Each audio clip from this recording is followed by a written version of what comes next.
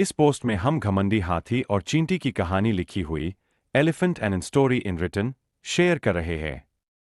हाथी जैसे भारी भरकम, विशाल और ताकतवर जानवर का घमंड एक छोटी सी चींटी कैसे तोड़ती है, यही इस कहानी में रोचक ढंग से बताया गया है।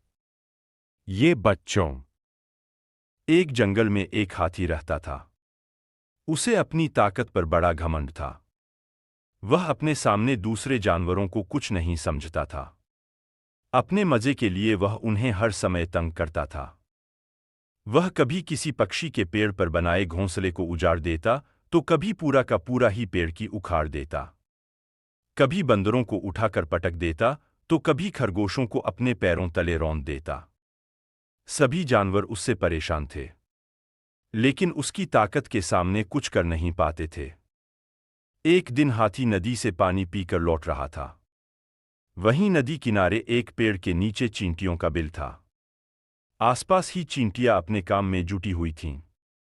बरसात के पहले वे अपने बिल में भोजन इकट्ठा करने में मेहनत कर रही थीं। हाथी को मस्ती सूझी और उसने अपनी सूंड में भरा पानी चींटियों के बिल पर डाल दिया। चींटियों का बिल उजड़ गया। अपना घर उजड़ जाने के बाद भी डर के कारण चींटियां हाथी से कुछ कह नहीं पा रही थीं। लेकिन एक चींटी को बहुत गुस्सा आया। वह बिना डरे तेज आवाज में हाथी से बोली, ये क्या कर दिया तुमने? हमारा घर उजाड़ दिया। अब हम कहाँ करेंगे? चींटी की बात सुन हाथी बोला, चुप कर चींटी, नहीं तो अभी तुझे अपने पैरों के नीचे दबाकर कुचल दूंगा। तुम्हें इस तरह दूसरों को तंग नहीं करना चाहिए। जब तुम्हें कोई तंग करेगा, तब तुम्हें समझ आएगा। चींटी ने फिर से बिना डरे कहा, कौन मुझे तंग करेगा? तू पिद्दी सी तो है, तू मेरा क्या बिगाड़ लेगी? तू मुझे जानती नहीं है क्या? मैं इस जंगल का सबसे ताकतवर जानवर हूं। किसी की हिम्मत नहीं कि मुझे कुछ कह सके। तूने पहली बार ये गलती की है, इसलिए माफ कर रहा हूं।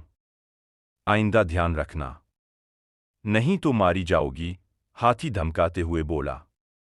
चींटी उस समय तो चुप हो गई, लेकिन मन ही मन सोचने लगी कि इस घमंडी हाथी को सबक सिखाना जरूरी है, वरना ये यूं ही सबको यूं ही तंग करता रहेगा। ये मौका उसे उसी दिन शाम को मिल गया। उसने देखा एक पेड़ के नीचे हाथी बड़े आराम से सो रहा है। चींटी उसकी सूंड में घुस गई और काटने लगी। आराम से सो रहे हाथी की दर्द से छटपटा उठा। उसकी नींद खुल गई। छटपटाते हुए अपनी सूंड इधर-उधर हिलाने लगा। यह देख चींटी और जोर से उसे काटने लगी। हाथी से दर्द सहा नहीं जा रहा था। वह जोर-जोर से रोने लगा और मदद की पुकार लगाने लगा। लेकिन उसकी मदद को कौन आता? उसने तो जंगल में सबको परेशान कर रखा था। चींटी उसे काटती रही और वह दर्द से चीखता रहा।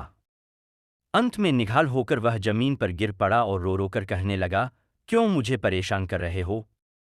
मैंने तुम्हारा क्या बिगाड़ा है? ये सुनना था कि चींटी बोली, मैं वही चींटी हूँ जिसका और जिसके साथियों का घर तुमने उजाड़ दिया था। अब तुम्हें समझ आया कि जब तुम दूसरों को तंग करते हो तो उन्हें कैसा लगता है। मुझे सबक मिल गया है। मैं तुमसे माफी मांगता हूँ और वचन देता हूँ कि फिर कभी किसी को तंग नहीं करूंगा। सबसे मिलजुल कर प्रेम से रहूंगा। कृपा कर मुझे काटना बंद करो और मेरी सूंड से बाहर आ जाओ। हाथी रोते हुए बोला। चींटी को हाथी पर दया आ गई। उसे लगा कि अब हाथी का घमंड भी टूट गया है और उसे एक अच्छा सबक भी मिल गया है, इसलिए उसे माफ कर सुधरने का एक मौका देना चाहिए। चींटी हाथी की सूंड से बाहर आ गई। हाथी की जान में जान आए। उस दिन के बाद से हाथी सुधर गया।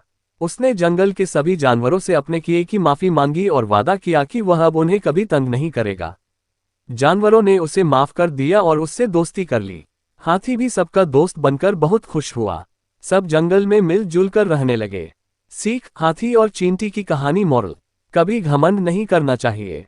घमंडी का घमंड कभी न कभी जरूर टूटता है। दूसरों की सदा सहायता करनी चाहिए, तभी मुसीबत के समय वे आपकी सहायता करेंगे।